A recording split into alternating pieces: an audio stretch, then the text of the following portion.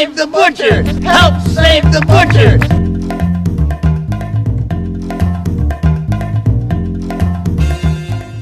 Hi, this is Bob from HelpSaveTheButchers.com, and today I'm going to show you how to slice a whole boneless top sirloin. Top sirloin is cut from the loin, which means as a steak it can be a good grilling steak and a broiling steak, but it also makes a great oven roast, and I'm going to show you how to cut it as roast and steak today. And if you're not an experienced butcher and you're going to slice this at home, this is probably the easiest way to cut it. There's two ends to the top sirloin. This is the round end and it's the larger end, as you can see. This end here is the loin end, and probably the little bit tenderer end. When I was young and first started cutting meat, this used to be referred to as the shortcut rump steak, the tenderest part. And we'd take that home for my grandmother to eat.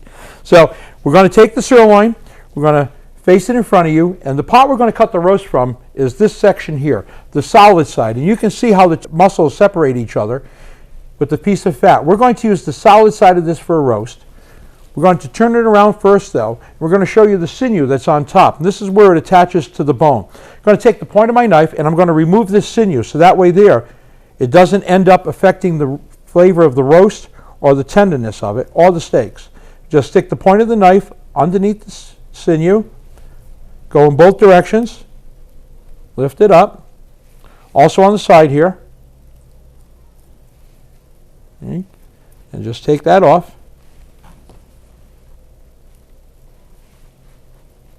Now we're not going to remove the excess fat yet for the steaks. We're going to do that after because it's easier to trim it after and you won't be taking off any extra meat with the fat that way.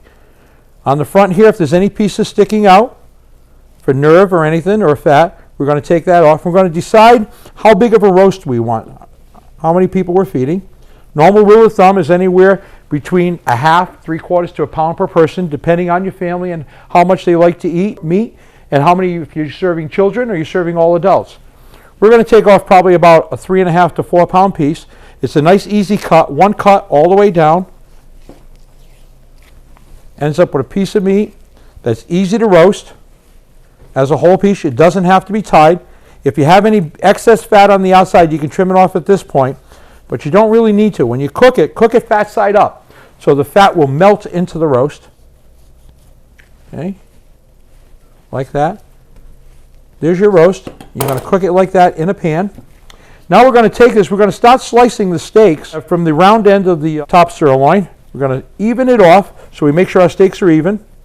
I recommend these steaks about 1.25 inches to make sure that they don't dry out. I'm going to start cutting them 1.25 inches. I'm going to measure off on here, and we're going to let the knife do the work. Here's our first top sirloin steak. And our second. Now if you were to cut a full cut top sirloin steak, it'd be a little bit harder to slice if you're inexperienced, but also the serving size would be really big. Now when you get down near the end, you have to decide how many steaks you're going to cut. We could take this here and we can cut 4 steaks out of it, which is what I'm going to do, but if you want to go thicker, you can go thirds. Make a little mark on top of the meat. Make a decision before you slice so you can keep your steaks even.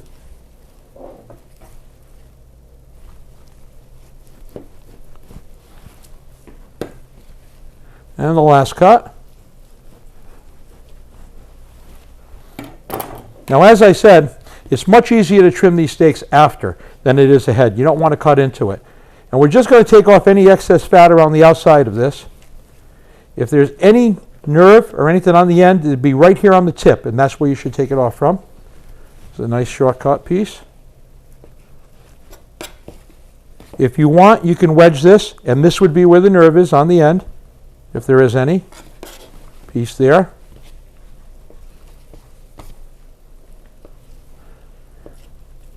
Now if you shop a store with a butcher in it, which I hope everyone's doing, if they're selling these pieces, I'm sure they'll be glad to cut it for you.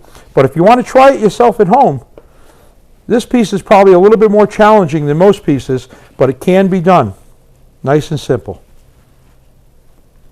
There we go. There's a value to buying whole primals. Usually the price per pound is cheaper than buying the individual steaks. And today the primals come through what's called XT, extra trim. That way there's not as much waste on them. There we go. We have 7 boneless sirloin steaks. A nice boneless sirloin spoon roast, as we call it. It's tender as can be. Great eating oven roast. This is Bob for HelpSaveTheButchers.com. And don't forget, buy fresh cut meat, just like your mom did.